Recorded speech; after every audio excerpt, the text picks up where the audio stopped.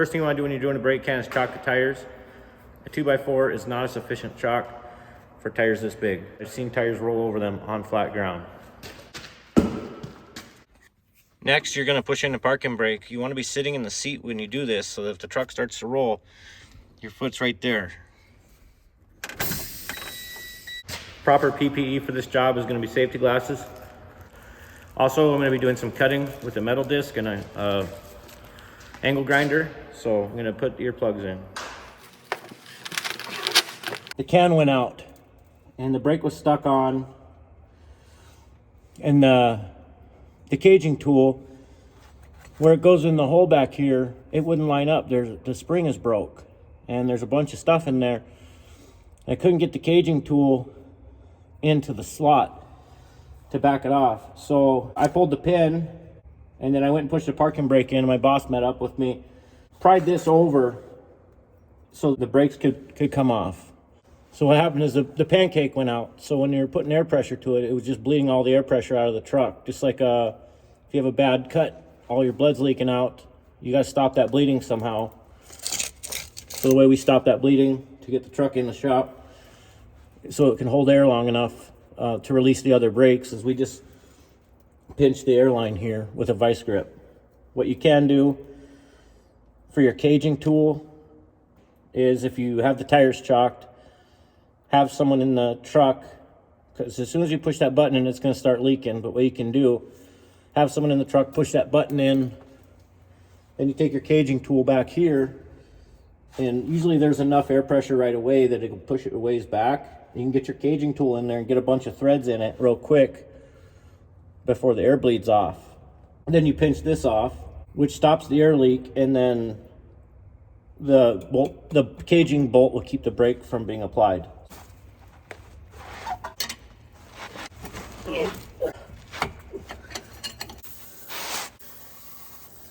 Okay, so I got down to the end of the threads. Those were a little bit tough. What I'm going to do now is just tap the can.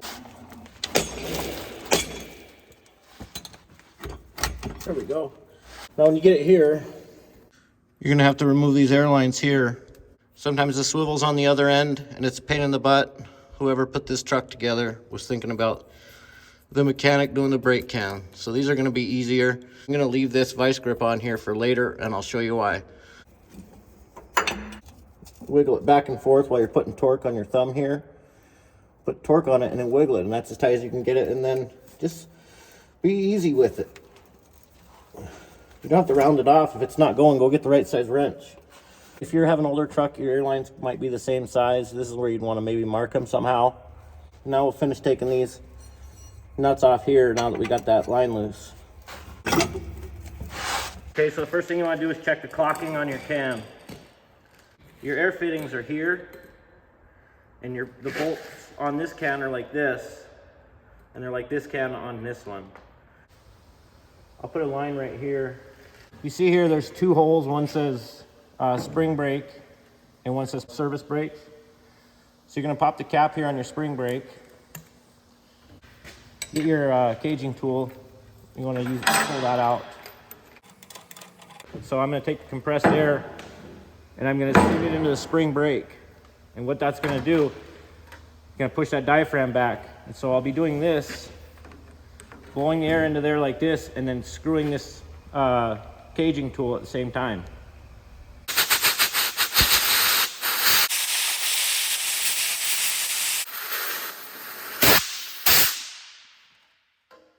The other way you can do it is you're gonna have to sit here and hold this can and turn this wrench until, and manually pull it out. It's a pain.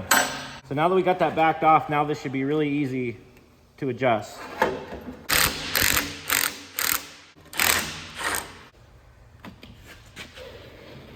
Then when you tighten this up, you want to go 50-50 on both sides. You don't just want to tighten one side down.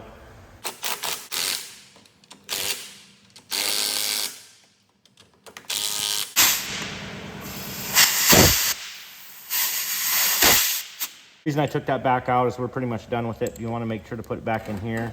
Tighten that up real quick. You just want to measure to the opening of your clevis here. And I'm going to spin this jam nut all the way down.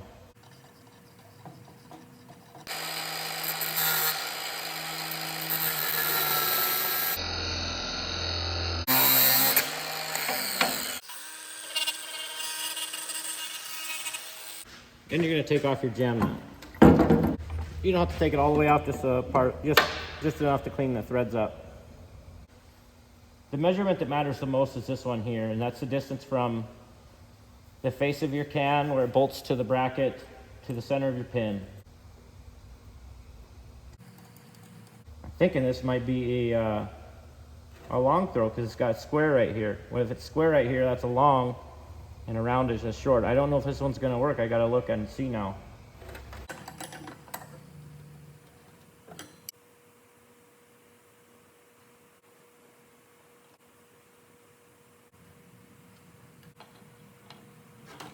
Okay, so this can is a short throw can. It's the only one we got in the shop, so I gotta throw it on there just to get this truck out of the shop.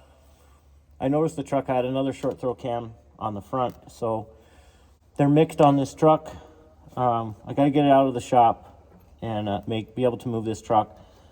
So I'm gonna throw this one back on there. I'm gonna show you how you do it, and then I think we're just gonna order 4 long throw cans because the other 2 on this truck are probably not in much better shape than this. So I got the parking brake pushed in, and I have a vice grip right here holding that air pressure. So I'll show you how I get the pin started and how I control the can to get it in the holes without crushing my fingers or having to cage the brakes. Right now I'm just gonna spin the nuts off that hold the can on. Just pin it like this.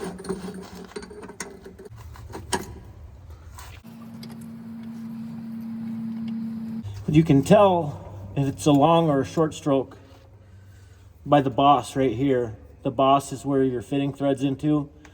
If it's round, it's a short stroke. If it's square, it's a long stroke. So now what I'm gonna do is I'm gonna release this vice grip, very controlled and slow attempt to. Then you can get a nut on it.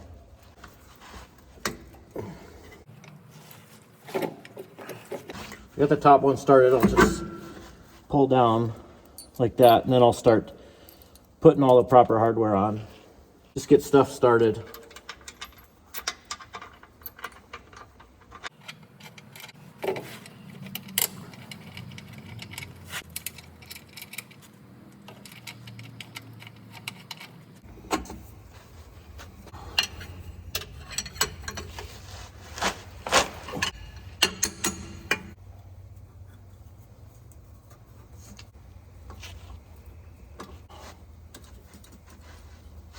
Put this back on up here to keep the air from all leaking out. A little bit's gonna come out. Maybe I don't have to do it all the way. Yeah, I better.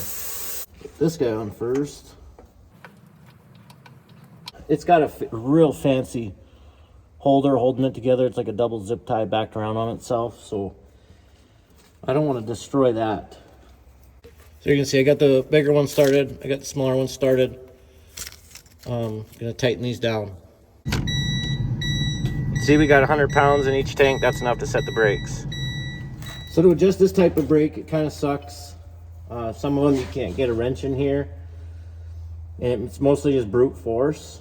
You have to get past the clicker. You'll hear it ratcheting.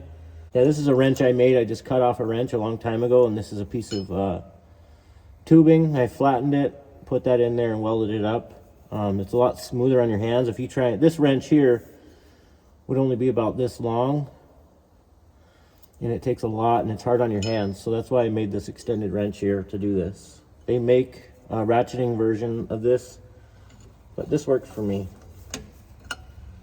You gotta just run it down to the drum. Run your shoes down to the drum.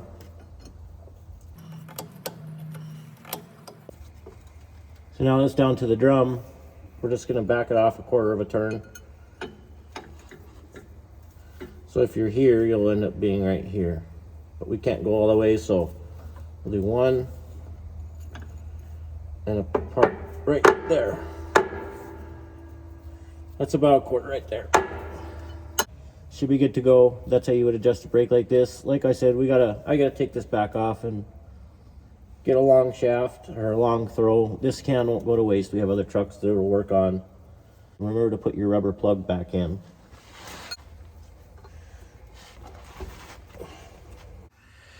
So there you have it.